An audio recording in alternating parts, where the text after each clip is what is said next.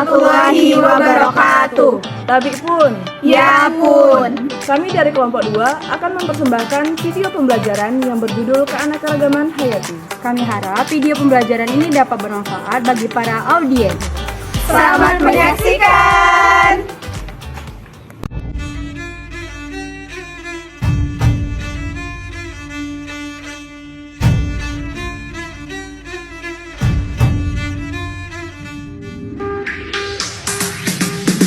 Every night in my mind, I feel the perfume of the spring.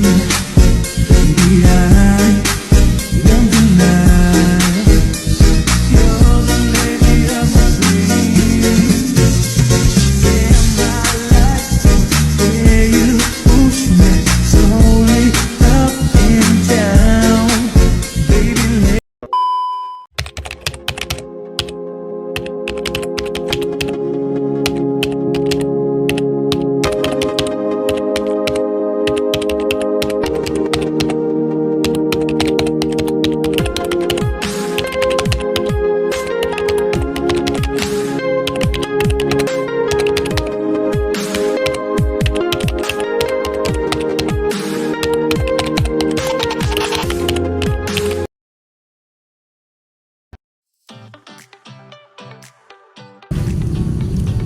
Guys, kenapa ya jambu ini sama jambu yang di depan rumahku beda? Kalau jambu depan rumah aku itu dia warna hijau, terus ada biji, kalau matang warna kuning. Iya, kayak bunga ini juga. Kelopaknya ada yang misah, terus ada yang nyatu juga. Karena banyak ragam dan jenisnya nggak sih? Ngomong-ngomong soal ragam, kalian tahu nggak sih keanekaragaman itu apa? Kalau menurutku sih, berbagai macam makhluk hidup yang memiliki ciri khasnya masing-masing. Nah, makanya bisa disebut dengan keanekaragaman. Terus jambu ini termasuk keragaman apa? Jambu ya? Kayaknya jambu ini termasuk keanekaragaman hayati nggak sih? Jadi kira-kira keanekaragaman hayati itu apa aja? Keanekaragaman hayati ya? Gen mungkin? Spesies? Ekosistem? Kayak ekosistem darat? Berarti kalau ada ekosistem darat, ada ekosistem perairan juga dong. Iya juga ya. Ada juga. Jadi guys, dari jambu dan bunga tadi, kita dapat mempelajari banyak hal loh. Contohnya keanekaragaman hayati. Jadi, kalian udah pada tahu kan ya sedikit-sedikit tentang keanekaragaman hayati. Jika pengen tahu lebih lanjut, bisa tonton video kita sampai selesai. Check it out! Oke guys, di sini saya akan menjelaskan tentang keanekaragaman hayati.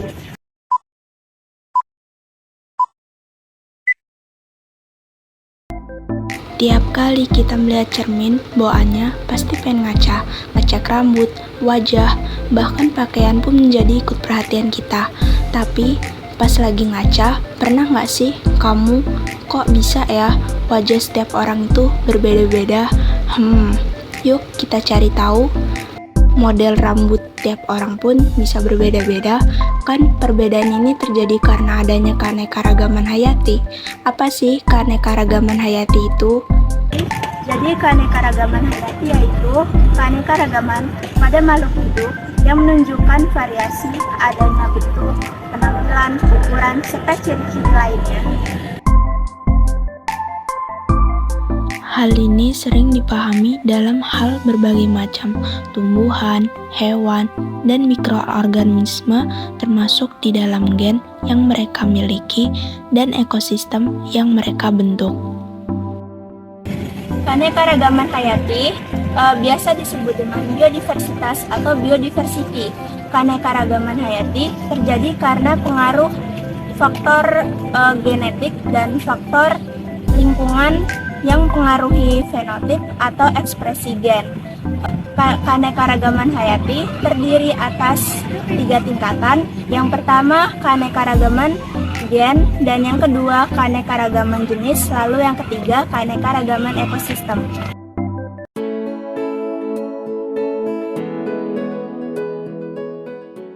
Keanekaragaman gen adalah keanekaragaman individu dalam satu jenis atau spesies makhluk hidup. keanekaragaman gen menyebabkan bervariasinya susunan genetik sehingga berpengaruh pada genotip yaitu sifat dan fenotip yaitu penampakan luar suatu makhluk hidup. Keanekaragaman hayati pada tingkat gen terjadi pada satu spesies yang sama, yang disebut varietas. Misalnya pada bunga mawar biasanya terkenal dengan warna merah, tetapi ternyata pada bunga mawar ada juga yang warna pink, putih, kuning, dan lain sebagainya. Mereka satu jenis, namun warnanya berbeda-beda. Inilah yang mengakibatkan adanya satu variasi. Jadi, gen adalah faktor pembawa dan pengendali sifat-sifat makhluk hidup yang terdapat di kromosom. Kromosom itu sendiri terdapat di dalam inti sel. Pada dasarnya, gen-gen yang dimiliki setiap makhluk hidup mengandung perangkat yang sama tetapi berbeda susunannya. Karena susunan gennya berbeda, mengakibatkan setiap makhluk hidup memiliki sifat, fisiologi, anatomi, dan morfologi yang berbeda-beda. Setiap makhluk hidup memiliki gen yang sangat banyak dengan susunan yang beragam, sehingga apabila terjadi perkawinan dua makhluk hidup akan terjadi rekombinasi gen dan terbentuk susunan gen yang baru. Jadi, hal inilah yang menyebabkan keanekaragaman gen menjadi semakin tinggi. Pada manusia, terdapat keanekaragaman gen yang menunjukkan sifat-sifat yang berbeda, seperti ukuran tubuh, warna kulit, warna mata, serta bentuk rambut. Keanekaragaman spesies. Keanekaragaman spesies adalah sebuah pesona. Dari yang besar hingga yang kecil, semua berbeda. Mereka bermain, mereka hidup dalam harmoni alam. Menyumbang keindahan dalam simfoni kehidupan. Setiap spesies memiliki cerita sendiri dalam warna, bentuk, dan suara yang berbeda. Mereka adalah bagian dari dunia kita, sebuah keajaiban yang harus kita jaga. Tingkatan selanjutnya adalah keanekaragaman jenis. Keanekaragaman jenis dapat diartikan sebagai individu yang mempunyai persamaan morfologis, anatomis, dan fisiologis, serta memiliki kemampuan untuk melakukan perkawinan sesamanya untuk menghasilkan keturunan yang subur atau fertil untuk melanjutkan generasi selanjutnya. Keanekaragaman antar jenis menunjukkan seluruh variasi yang terdapat pada makhluk hidup antar jenis. Untuk mengetahui keanekaragaman hayati tingkat spesies pada tumbuhan atau hewan, kita dapat mengamati antara lain ciri-ciri fisiknya seperti bentuk, ukuran tubuh, warna, kebiasaan hidup, dan lain-lain. Berikut ini merupakan beberapa contoh keanekaragaman hayati tingkat spesies. Yang pertama, Kingdom Plantae atau tumbuhan.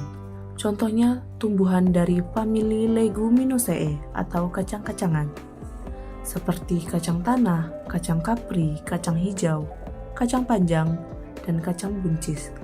Pasti dengan mudah kita dapat membedakan jenis kacang-kacangan tersebut berdasarkan ciri-ciri yang berbeda antara satu kacang dengan kacang lainnya. Perbedaan bisa dari ukuran batang, ada yang pendek dan ada yang tinggi, kebiasaan hidup, ada yang merambat, ada juga yang tumbuh tegak. Bentuk dari kacang seperti kacang polong dan biji, warna biji, jumlah biji, serta rasa.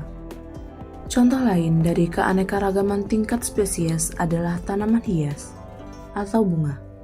Begonia dari famili Begoniaceae. Begonia merupakan jenis tanaman berbunga yang mekar sepanjang tahun. Umumnya, begonia bisa ditemukan di daerah beriklim subtropis atau tropis lembab, seperti Asia dan Amerika Selatan.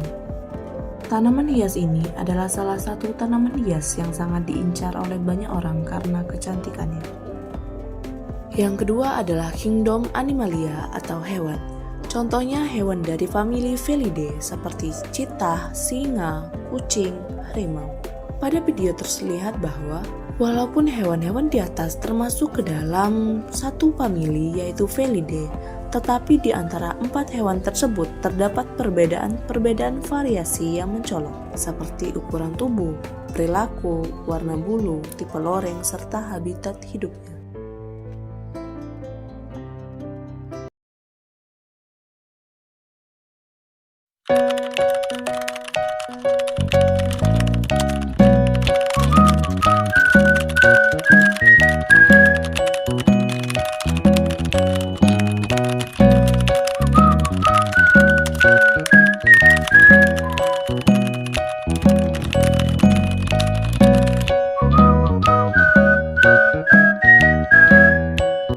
Ekosistem daratan tidak dapat dipisahkan dengan manusia karena manusia hidup dan tinggal di daratan.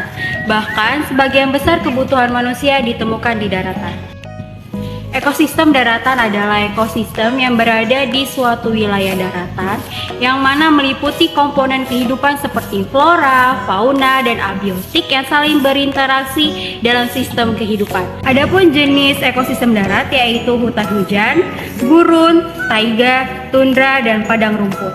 Ekosistem pertama yaitu hutan hujan.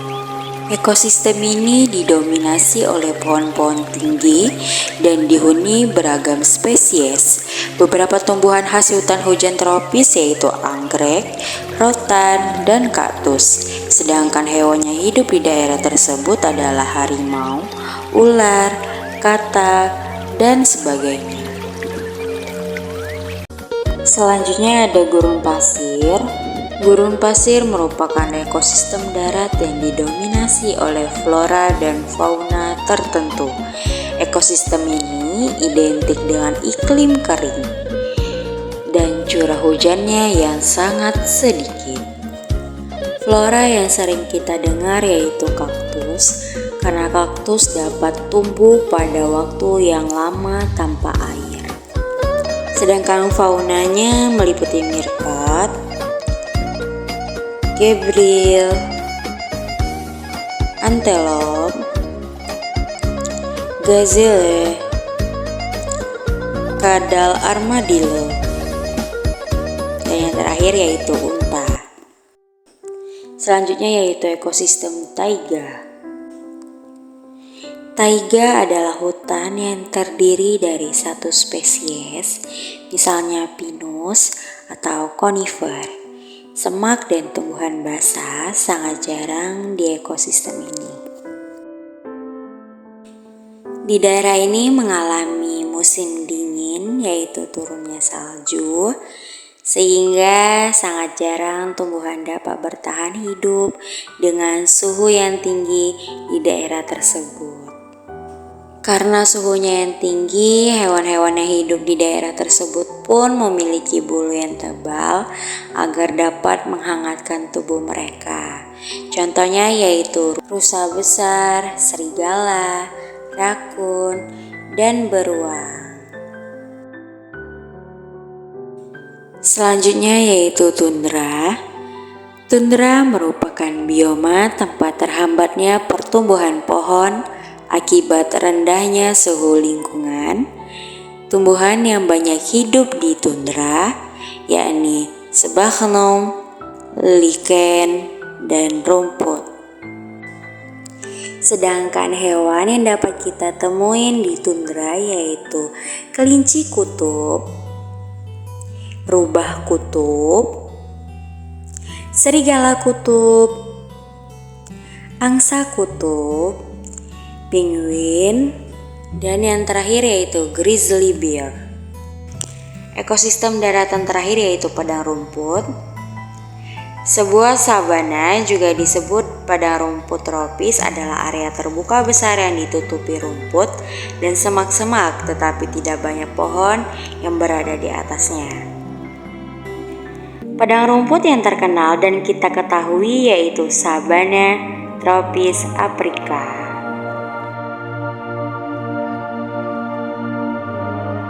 Dalam periode yang lama dengan sedikit atau tanpa hujan sama sekali, tumbuhan dan hewan di sana memiliki adaptasi untuk bertahan hidup dalam periode kering yang panjang.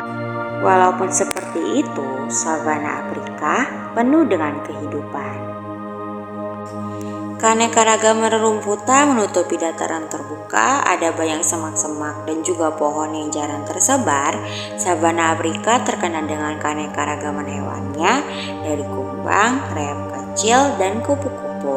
Bahkan banyak binatang besar yang sering kita ketemui. Di sana juga terdapat hewan herbivora, yaitu pemakan tanaman seperti jerapah, zebra, kijang, badak, dan gajah. Serta terdapat beberapa predator yang paling terkenal di dunia, yaitu kucing besar seperti singa.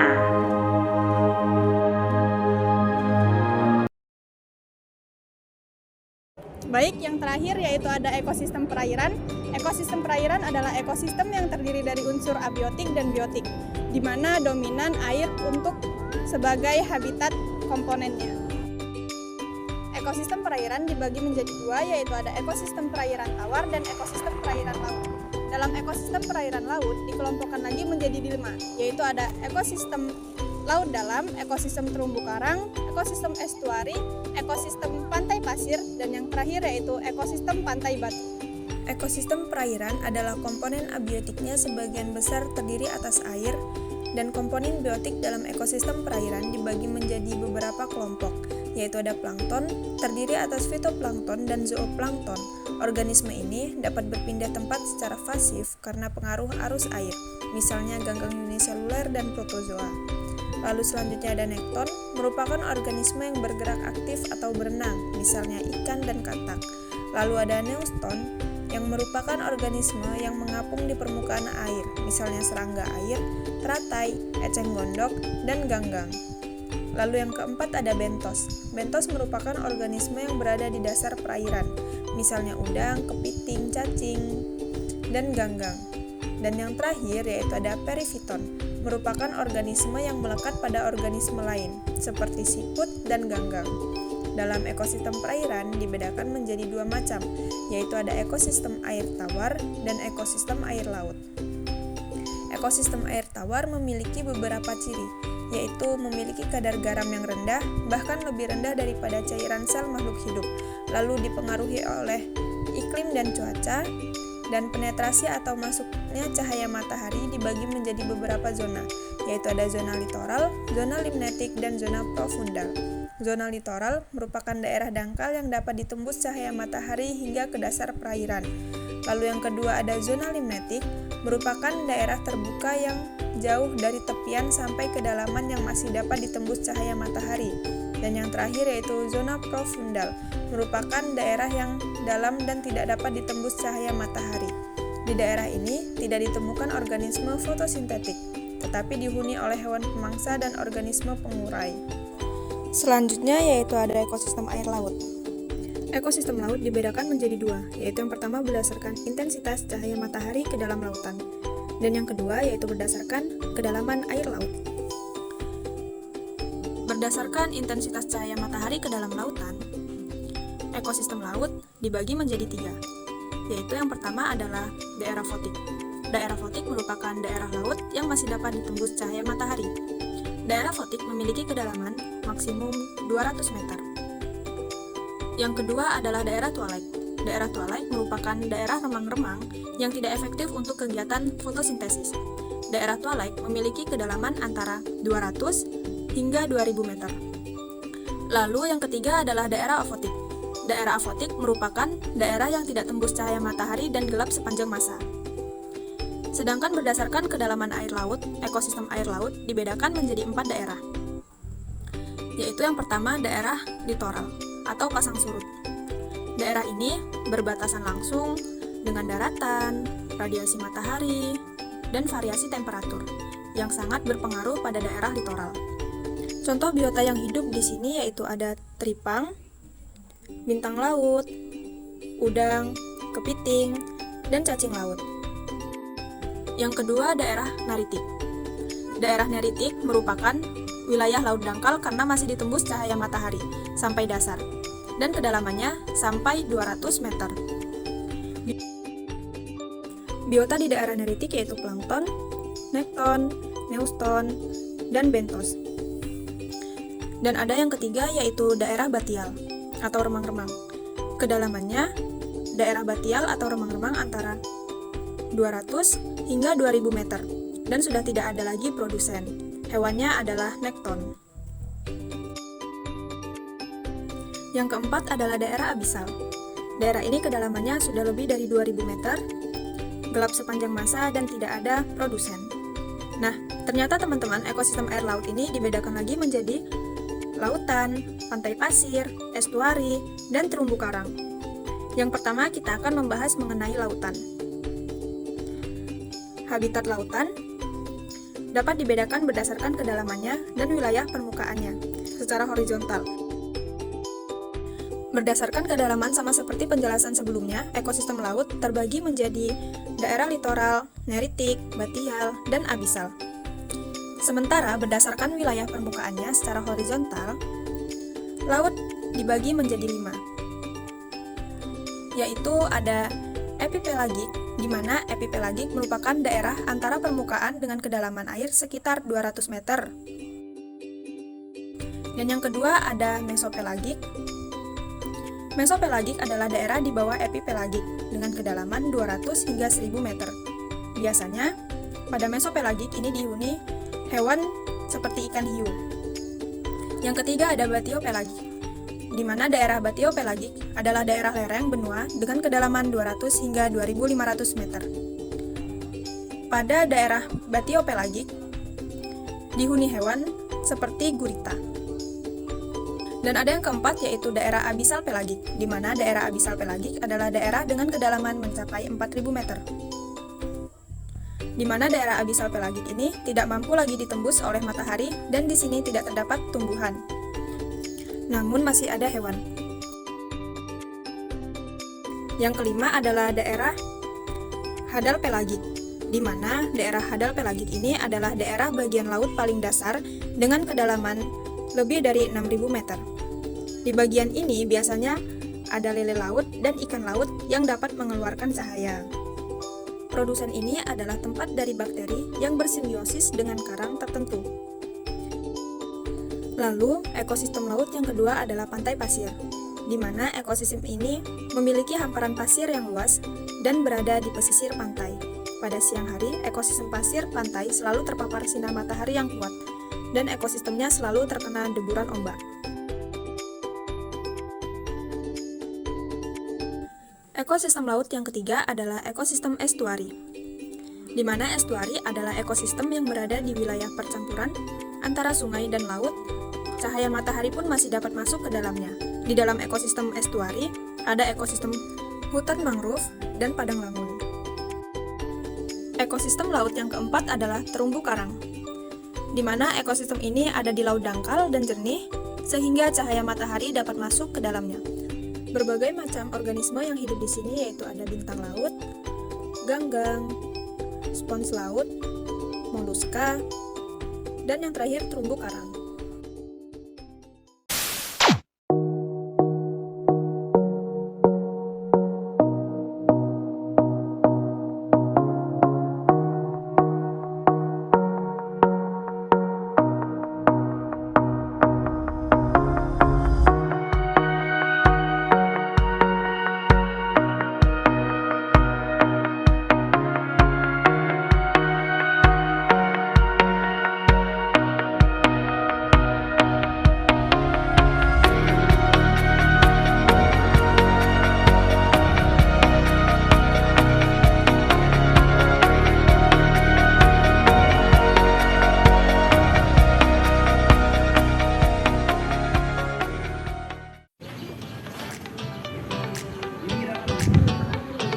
Sekian video pembelajaran dari kami. Terima kasih telah menyaksikan. Kami akhiri.